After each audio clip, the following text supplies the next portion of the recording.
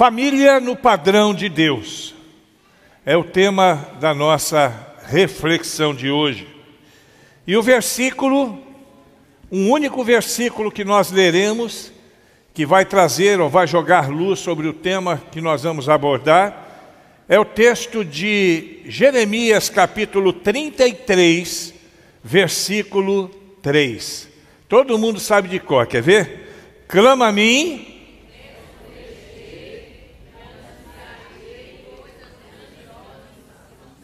Muito bem, clama a mim e responder-te-ei, e anunciar-te-ei coisas grandes e firmes que não sabes. Glória a Deus.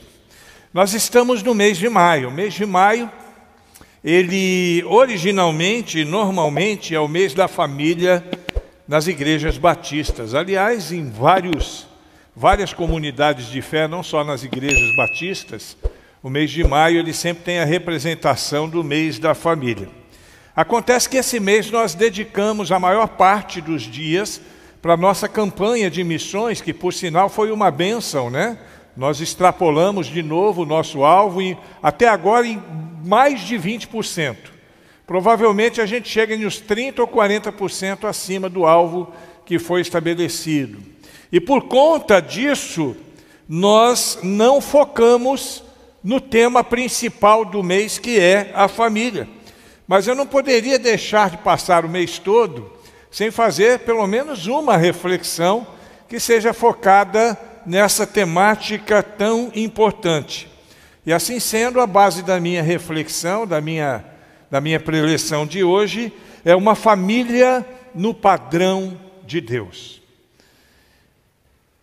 É uma temática bem comum para nós, mas eu quero fazer algumas alusões que certamente serão importantíssimas para o nosso crescimento, para o nosso desenvolvimento. Eu queria começar fazendo uma retrospectiva bíblica para a gente entender a importância dessa temática. No princípio de tudo, segundo a palavra de Deus, ele disse: faça-se, e tudo se fez.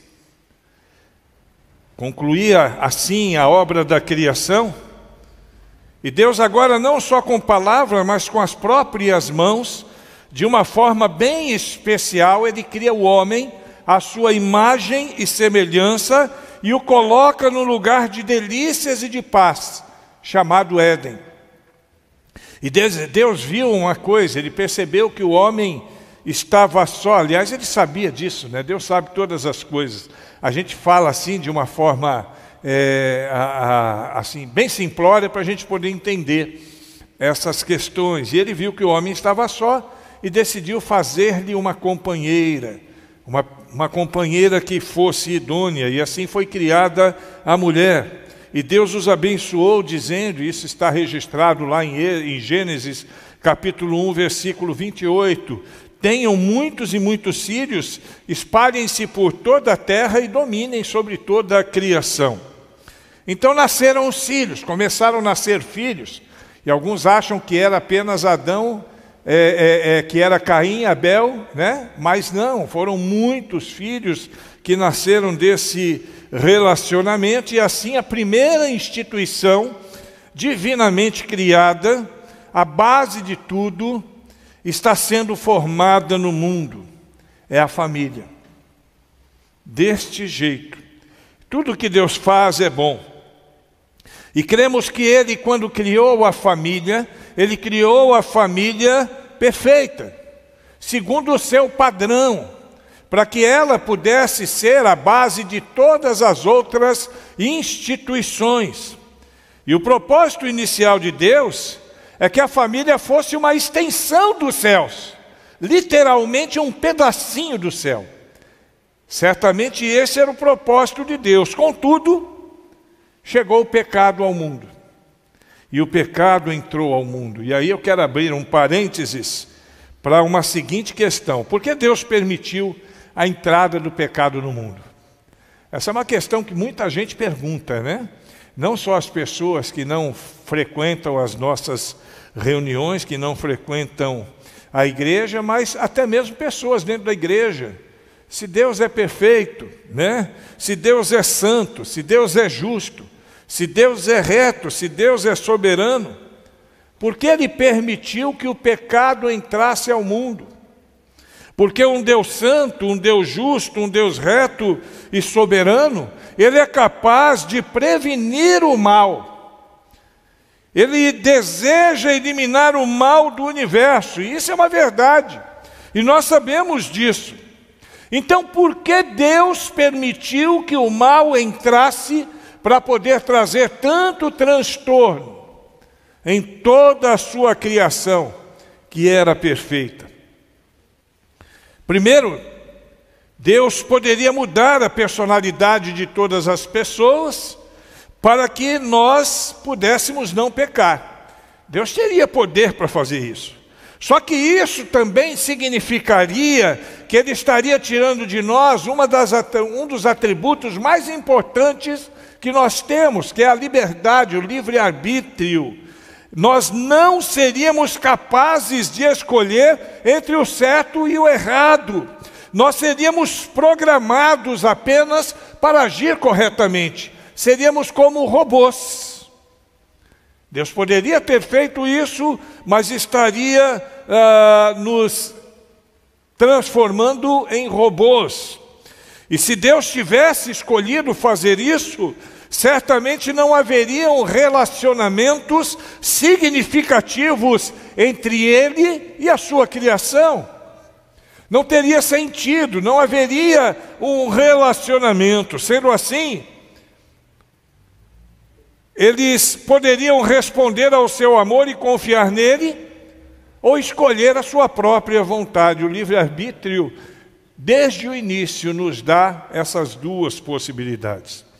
Infelizmente, de fato, eles escolheram satisfazer a sua própria vontade. E porque nós vivemos num mundo real, onde podemos escolher as nossas ações, mas nunca poderemos escolher as consequências, o pecado acabou afetando não apenas a eles, e aí eu me refiro a Adão e Eva, mas todas as pessoas que vieram depois dele. Da mesma forma, as nossas escolhas no que diz respeito de pecar têm um impacto muito forte na nossa vida, mas não somente na nossa vida, na vida da nossa família também, nos nossos relacionamentos, nas pessoas que nos rodeiam. E nós vemos isso lá no início, logo após a criação. Com o pecado, a humanidade foi contaminada, e a família também, desde lá de trás. A partir do pecado, a humanidade virou um caos, um verdadeiro caos, mas os planos de Deus estavam bem definidos, tanto para a restauração dos homens, como também para a restauração da instituição mais importante que Ele criou. E eu quero que você entenda isso. De todas as instituições divinas que foram criadas, nenhuma é mais importante do que a família.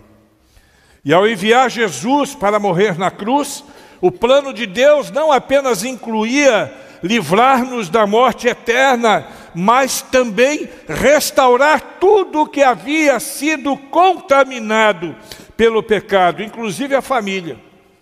Que a gente vê lá no início, os grandes reveses que sofreu, quando nós já vemos os primeiros filhos de Adão fazendo o que fizeram.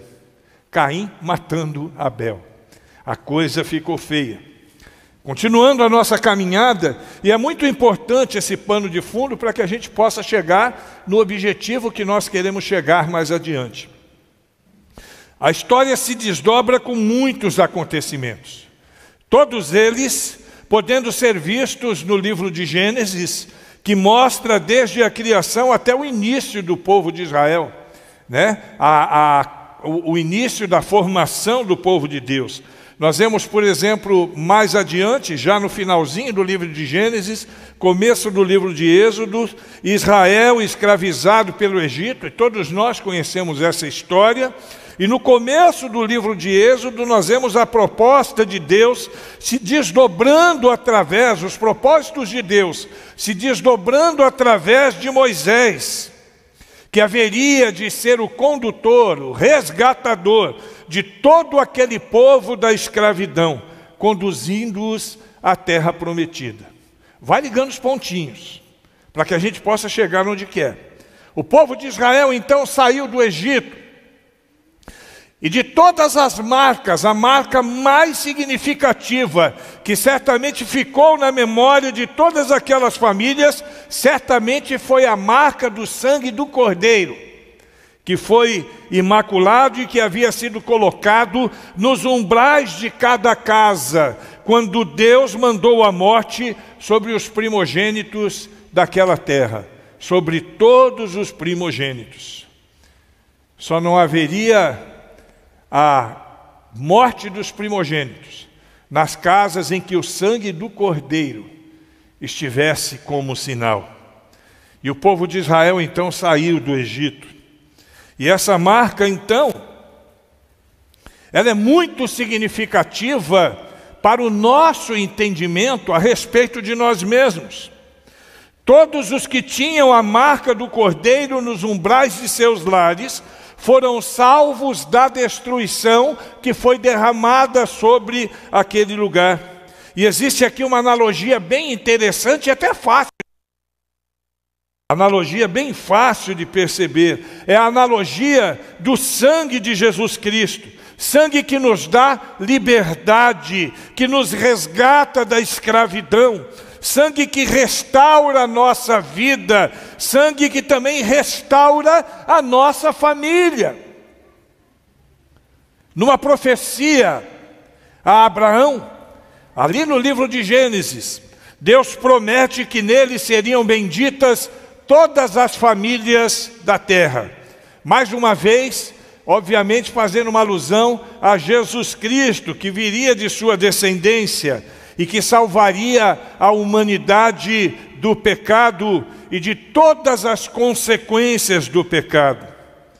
Jesus, então, precisa estar dentro de nossas famílias. Preste atenção. Jesus precisa estar em nossas famílias. O sangue do Cordeiro precisa estar nos umbrais de nossas casas. Sem Jesus, nossa vida não tem sentido. Sem Jesus, a nossa vida é vazia. E já disse um sábio pensador que nenhuma família será completa enquanto Jesus não for membro dela. Nenhuma família será completa sem a presença de Jesus. E a pergunta que eu faço então é: qual lugar Cristo ocupa na sua família? Essa é a pergunta. Existe a marca do sangue do Cordeiro nos umbrais das suas portas? Deixa eu dar um aviso para você, e eu quero que você preste muita atenção, você que está em casa também. O inimigo, ele tem por objetivo, um dos principais talvez, desestruturar a família. E ele nunca vai desistir desse intento maligno. Tenha certeza disso. O diabo nunca vai desistir disso. A família é o nosso bem mais sagrado, de todos os bens que nós temos. É o nosso melhor e maior patrimônio, é a família. E ela tem sido atacada cada vez mais. Basta você olhar no cenário, nos nossos dias hoje, no contexto em que vivemos, e você perceberá isso com muita clareza, a inversão de valores que nós vivemos nos dias de hoje, as militâncias e ações orquestradas contra a igreja e contra os bons costumes, a imoralidade, a violência na família e contra a família, tantas outras coisas dessa natureza. porque o inimigo quer destruir a família, porque um lar estruturado significa uma sociedade estruturada. E uma igreja estruturada, queridos, é uma nação abençoada. E a família é a base da igreja. Sem uma família estruturada, seus membros sofrem da síndrome de escorpião. Você já ouviu falar da síndrome de escorpião? Dizem que quando o escorpião ele está cercado, ele está em perigo de morrer, e ele se vê sem esperança de sobrevivência, resta-lhe dar picadas mortais em tudo que estiver à sua volta. Então o escorpião sai picando tudo que estiver próximo dele. E por último ele dá uma picada em si mesmo e morre. Essa é a síndrome do escorpião. E isso acontece com uma família desestruturada. Numa família desestruturada, as pessoas se destroem a si mesmas. Filhos que atacam os pais, casais que se agridem mutuamente. Quando eu digo em agressão, eu não digo só em agressão física, não. Eu digo em agressão moral, agressão verbal, agressão psicológica. Casais que estão se agredindo, pais que desprezam seus filhos. Ações preliminares nos farão muito bem nessa altura dessa nossa reflexão. Vale ressaltar, primeiro, que nós não devemos dar lugar ao diabo. Segundo, que devemos ser sóbrios e vigiar o tempo todo. Terceiro, que devemos nos sujeitar a Deus e resistir ao diabo durante todo o tempo. E devemos também praticar a palavra de Deus. Essas são algumas sugestões preliminares para que nós possamos ser bem-sucedidos na nossa caminhada em família. E devemos também nos revestir com toda a armadura de Deus para ficarmos firmes, todo o tempo firme, contra as astutas ciladas do diabo. A família foi instituída por Deus e Ele deseja que a nossa família seja feliz, dentro de um padrão que Ele mesmo estabeleceu. É Deus, o Criador da família,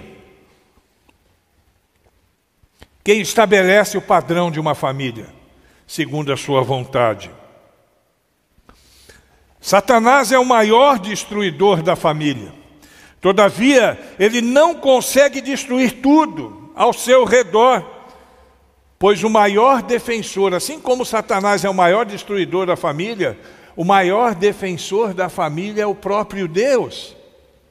E aí o diabo ele tem as suas forças limitadas, e ele não consegue o seu intento maligno de uma forma plena. E para isso nós precisamos conhecer e praticar a palavra de Deus em nossos lares. Cristo deve fazer parte da nossa família, e Ele veio justamente para nos curar, para nos libertar, para estabelecer o bem-estar entre nós, todos nós que vivemos em família. Ele veio para destruir as obras do diabo, e Jesus é a esperança para o meu lar, Jesus é a esperança para o seu lar também.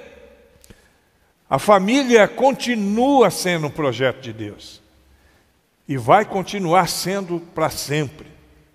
E o texto de Jeremias, lido no início dessa nossa reflexão, ela nos enche de esperança, pois nos traz à memória, acima de tudo, o quanto Deus está disposto a nos abençoar, a restaurar a nossa vida, a restaurar a nossa família, fazendo coisas muito maiores do que aquelas que podemos esperar.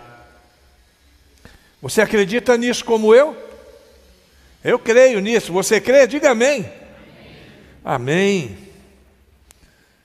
Jeremias estava preso no pátio da guarda, quando Deus pela segunda vez fala com ele e pede que Israel clame a ele. Esse é o melhor caminho. quando estamos vivendo numa situação difícil. Infelizmente, muitas vezes buscamos resolver tudo do nosso próprio jeito. Eu tenho falado isso aqui porque é uma verdade. Às vezes nós tentamos resolver da nossa própria maneira.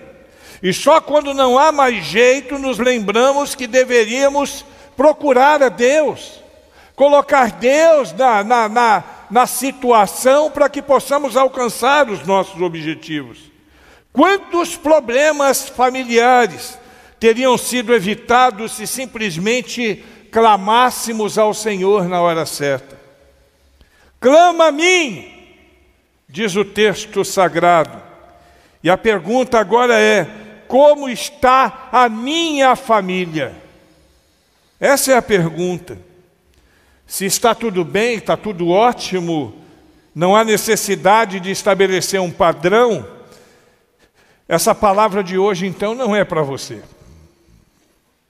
Mas se você quer de fato mudar algumas questões na sua casa, na sua família, se você quer otimizar a sua caminhada como família, se você quer vencer as ciladas do diabo e ter uma família dentro daquilo que Deus planejou, porque Deus planejou a família, então você precisa pensar em algumas atitudes que devem ser tomadas, e eu quero que você me acompanhe nesse momento. Vamos lá? Se eu e você queremos ter uma família dentro do padrão de Deus, em primeiro lugar, nós precisamos buscar sabedoria dos céus. Preste atenção, precisamos buscar sabedoria dos céus. Na história de Davi nós temos uma situação, um caso que é bastante clássico. Após pecar com Batseba e perder o filho, fruto deste pecado, Davi experimenta uma série de situações difíceis e desastrosas na sua família. Ele começa a viver uma série de conflitos dentro de casa. Seu filho Aminon, por exemplo, estupra a própria irmã e é morto a sangue frio pelo seu outro filho, Absalão, que depois de algum tempo toma astutamente o reino do pai e possui suas concubinas diante de todo o mundo. Uma situação vergonhosa. Davi e Absalão entram em guerra e, inevitavelmente, mesmo Davi não querendo, seu filho é morto. E a tribo de Judá decide reconduzi-lo ao trono, o que provocou ciúme nas demais tribos. Surge então nesse conflito um cidadão, um tal de Seba. Já ouviu falar nesse camarada? Seba é um filho do demônio que entrou em cena neste momento. E Seba se levanta contra Davi, e esse homem viaja por várias cidades, falando mal do seu rei. Ele tocava buzina e dizia: não temos parte com Davi. E provocava com isso muito tumulto e divisão. Receoso que ele se tornasse um inimigo pior do que Absalão, Davi ordenou que Joabe, o que era comandante do seu exército, saísse em busca de Seba e o matasse. Seba foi descoberto, escondido numa cidade chamada Bet-Maaca, em Abel. E nesse momento, quando a cidade inteira seria destruída pelo exército sob o comando de Joabe, por causa de um homem, a sabedoria de uma mulher muda a história. Apesar de não revelar o seu nome, a Bíblia nos apresenta uma sábia mulher que foi fundamental para que o seu povo não fosse destruído. Lemos em 2 Samuel 20:16, quando tudo estava pronto para que a cidade fosse atacada e destruída. Em 2 Samuel 20:16 nós lemos: então uma mulher sábia gritou de dentro da cidade: ouve, peço-vos que digais a Joabe, chega-te cá para que eu te fale. E Joabe então se justificou que não tinha o desejo de destruir aquela cidade, mas que algo precisava ser feito a respeito de Seba. Foi então que ela se posicionou e disse, está lá em 2 Samuel 20, no versículo 21b, eis que te será lançada a sua cabeça pelo muro. O versículo seguinte mostra que aquela mulher reuniu o povo, cortou a cabeça de Seba e o jogou a Joabe. Sendo assim, a cidade não foi invadida. Quantas famílias foram poupadas pela sabedoria daquela mulher? Quantas famílias estão sendo destruídas por falta de sabedoria? Clama a mim, diz o Senhor. Quando a situação foge do nosso controle, precisamos de um milagre. Você precisa de um milagre na vida da sua família? Será que você está precisando de um milagre? Então clama. Simples assim. Clama a mim, diz o Senhor, e eu vou te responder. Clama a mim. Em segundo lugar, se queremos uma família dentro do padrão de Deus, nós não podemos deixar que as nossas perdas passadas, preste atenção, isso é muito importante, não podemos deixar que as nossas perdas passadas atrapalhem o nosso avanço em direção ao futuro. Não podemos deixar que isso aconteça. Josué capítulo 2, versículo 1 e capítulo 6, versículo 25. E enviou Josué 2 homens a espiar secretamente a Jericó.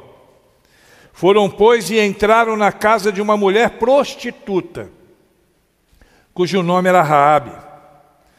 Assim deu Josué vida à prostituta e à família do seu pai e a tudo quanto tinha. A história nos é conhecida.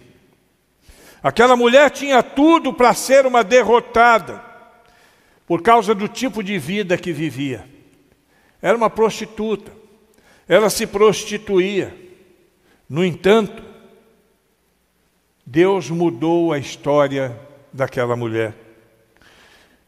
Seu passado certamente era uma derrota, discriminação, infelicidade. Quanta coisa ruim aquela mulher deve ter passado. Mas ela queria mudar.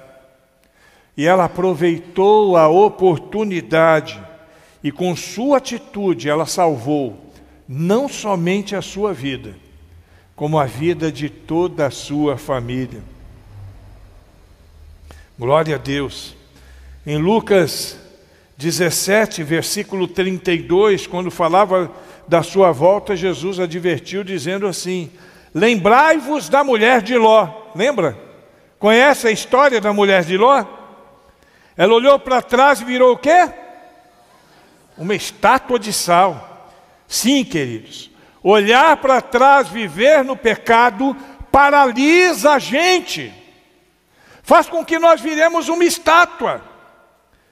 Já imaginou Raabe naquele momento, com os espias, olhando para si mesma e dizendo assim: quem sou eu afinal?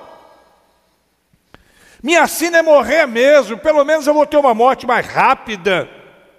Sou uma coitada, uma coitadinha, desprezada. Se ela pensasse assim, ela teria morrido, bem como toda a sua família. Nós precisamos, queridos, seguir em frente e esquecer as derrotas do passado. Precisamos seguir em frente e esquecer as derrotas do passado, principalmente os pecados, e seguir em frente em busca de um milagre, porque Deus tem um milagre para a sua família. Deus tem um milagre na minha vida. E o pecado muitas vezes nos atrapalha. principalmente quando ele não é superado na nossa vida. Deixe-me dar 4 dicas para você abandonar de vez essa questão na sua vida. Primeira dica: reconheça seus erros, confesse, arrependa-se e peça perdão. Você vê seus pecados do passado e percebe que precisa mudar, mas muitas vezes você está preso a eles. Quantas pessoas vivem nessa situação?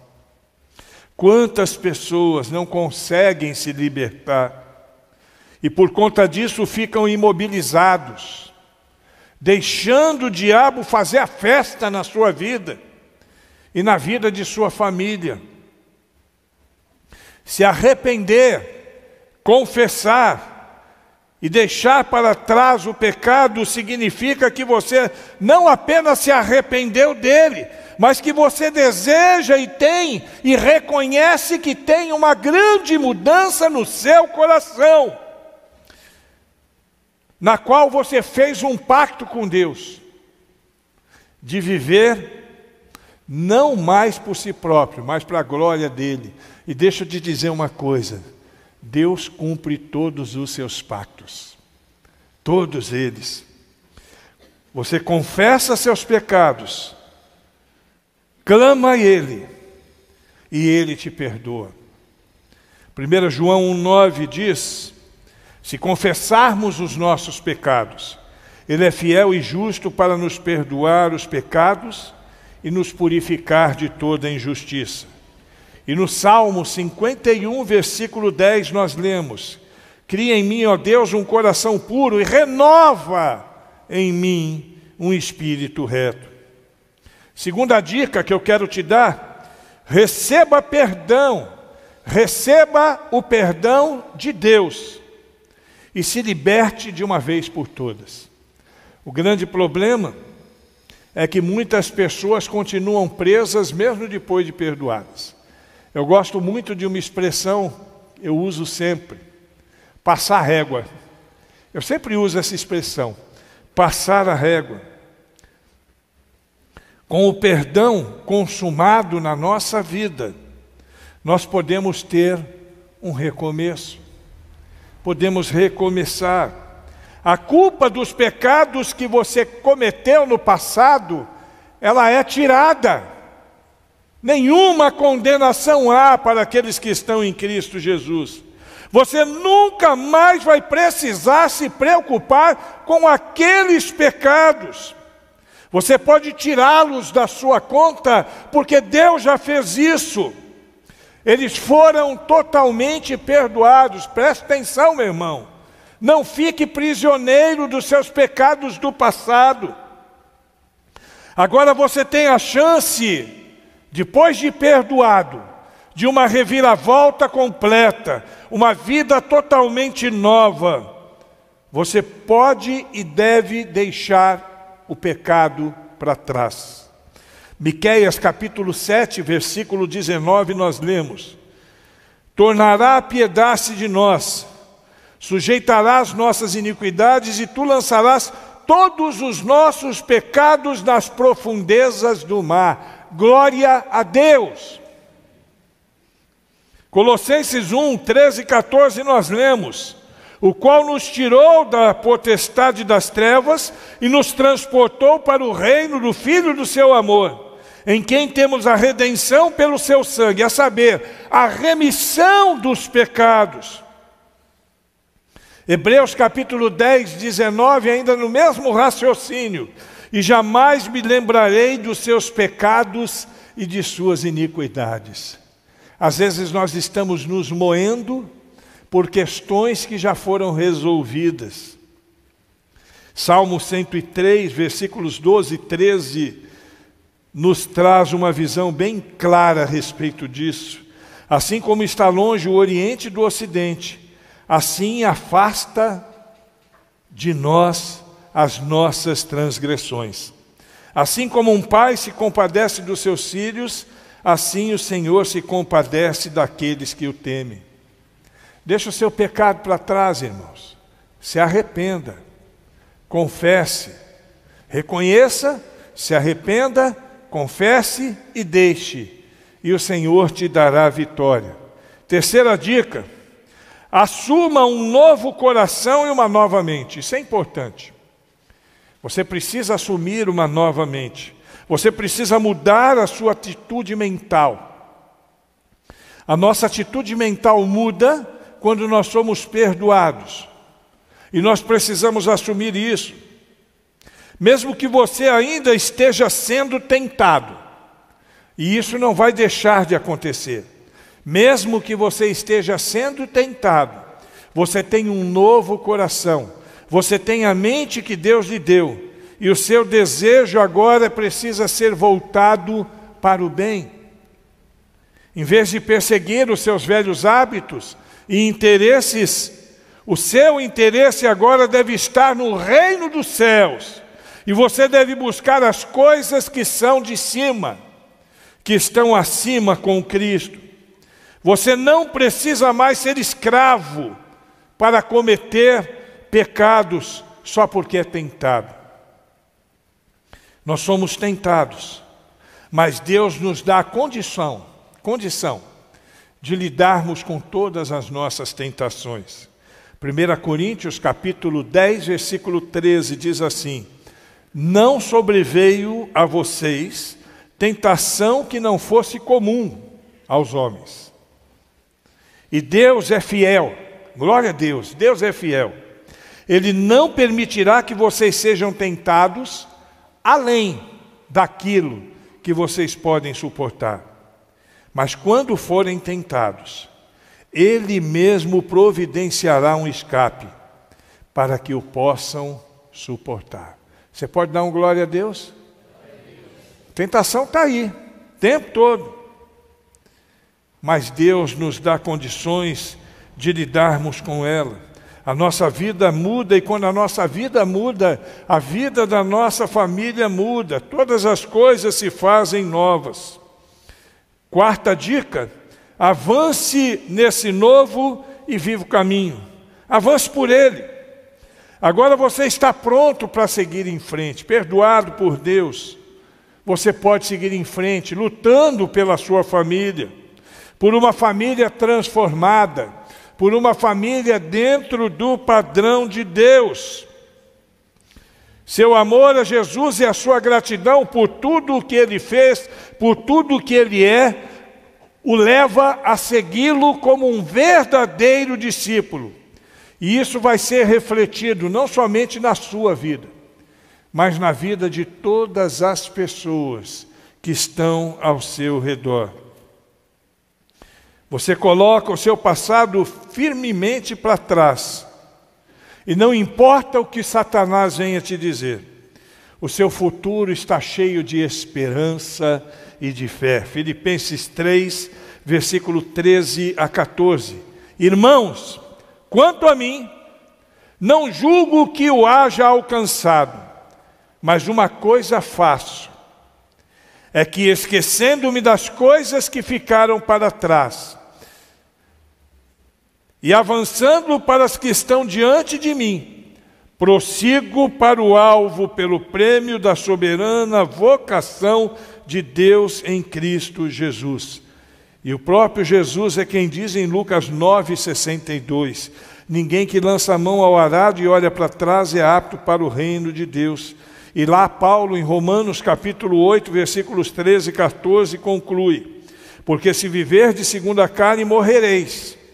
Mas se pelo Espírito mortificardes as obras da carne, vivereis. Porque todos os que são guiados pelo Espírito de Deus, estes são filhos de Deus. Amém, irmão? Amém. É isso que Deus tem para nós. É isso que Deus deseja. E por último, encerrando a nossa preleção, em terceiro lugar, se nós queremos ter uma família no padrão de Deus, nós precisamos investir mais tempo orando por nossa família. Precisamos investir mais tempo, Julita, orando por nossa família. Ezequiel 22:30, e busquei dentre eles um homem que estivesse tapando o muro, e que estivesse na brecha perante mim por essa terra, para que a não destruísse, mas a ninguém achei. É incrível como a intercessão e o clamor da igreja faz diferença. Na história do povo de Israel, muitas vezes Deus mudou os acontecimentos, quando o povo decidiu clamar, quando o povo decidiu se humilhar, quando o povo decidiu jejuar. Foi assim em Nínive, que foi alcançada a misericórdia de 120 mil pessoas. Com Ezequias, o rei que ganhou 15 anos de vida, com Moisés na sua caminhada de 40 anos e com tantos e tantos outros personagens bíblicos que nós conhecemos. Muitas vezes nós pedimos um milagre a Deus, mas não queremos gastar tempo em oração. Entendemos que Deus é um personagem como o gênio da lâmpada. Eu já falei isso, Deus não é o gênio da lâmpada. Nós precisamos também fazer a nossa parte.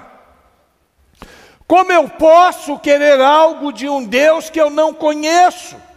Porque se eu não me relaciono, se eu não o busco, se eu não tenho intimidade com Ele, como eu posso dizer que o conheço?